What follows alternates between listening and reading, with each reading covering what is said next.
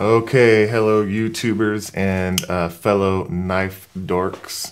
I just wanted to do a quick review on the Spyderco Native here. Couple of points that I would like to cross today are basically the whole, why somebody might be interested in using or having this knife.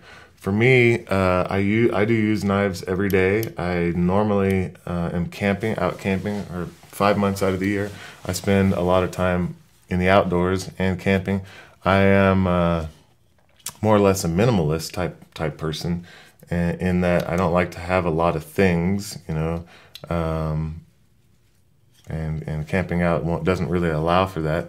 I don't consider myself a knife collector by any means. I'm just a user.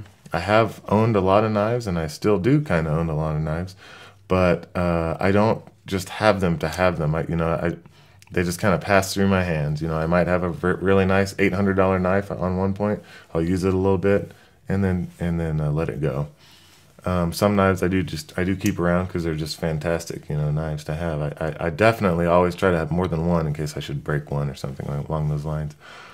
But I just kind of wanted to give a knowledgeable review on the whole spectrum of these gadgets, these knife type folding apparatuses, basically.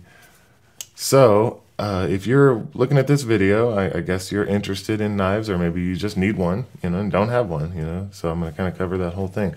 First things, when I first got into knives and I decided that I needed and wanted to carry one, was, probably when I was 21, 22, something like that. I've always had one, I just never have considered it a totally necessary tool until around that time. And when I decided to go ahead and do some research and check it out, of course you go online, and now it's a lot bigger than it was then, but they have this website, bladeforums.com, which is a great place to start looking at knives. It's a good website because they allow all ages on there, and it's a good open discussion also, even though they do.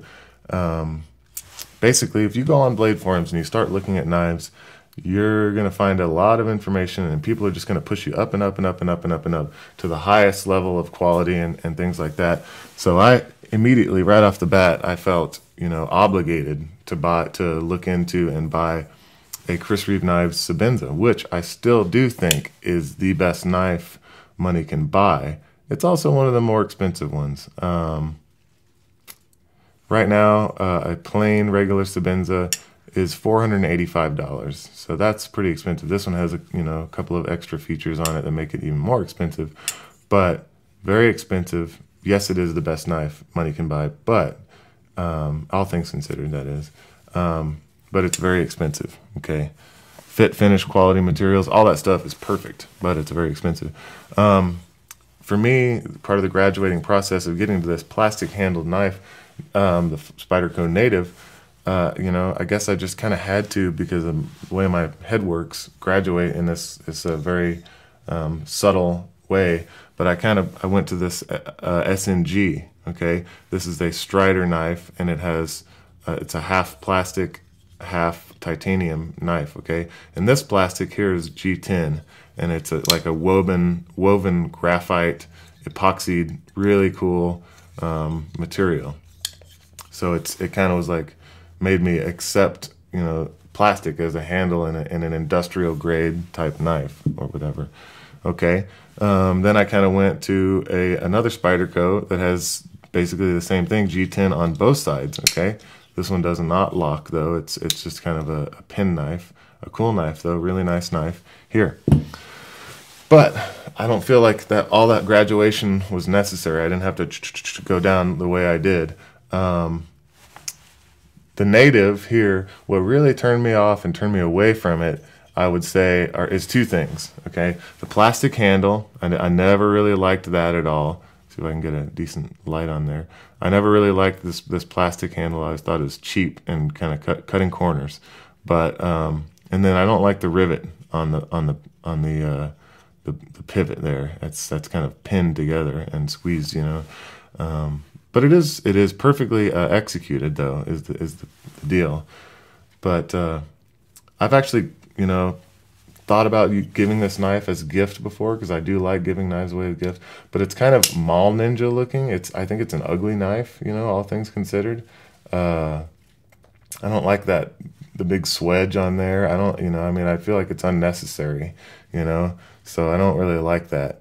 But a couple of things about it that I do like, and that I've really grown to appreciate since actually owning this thing, is one, the grind actually on here. This is the grind here where that metal's taken away, is very thin. They must have used a very small wheel to get that little scoop in there. Okay, so they scoop out the metal to make that edge very thin, which is important to me because I like to feel like if I do have this knife for a long time, I can, as I wear metal away from the edge, sharpening it, I'll get quite a bit of use out of it, because it'll be easier to sharpen and get down to that level.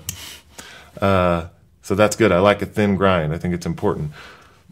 Thicker and thicker grinds are more popular these days, but it's for silly, you know, reasons. People have ideas that like they're gonna have to one day pry open an elevator door and save the day with their knife. Well, in this day and age where we got like the Third Reich running our country, you can't even take a knife into your wherever there's elevators anyway, because it's automatically assumed that somebody who has a knife is going to poke somebody, which is just pathetic. And you know, people need to speak out about that, issues like that. That's not what this video is for. But I mean, this is a tool, and it's for cutting things, you know, and that's just what it's for. Problem-solving device, right? So basically, anyhow, I don't like a thick blade. Long story short, I don't like a thick blade. I like a thin grind and a thin blade, and that's a nice blade, as far as the way that they've done it. Gosh, I'm not sure if I mentioned, this knife is made in the United States of America, which I think is cool. I like to keep that at home. Shipping overseas and all that stuff, there's a whole lot of things that we participate in these days that is just not smart. Okay, we need to, you know, bring this stuff like this, making stuff like this needs to happen here in our home.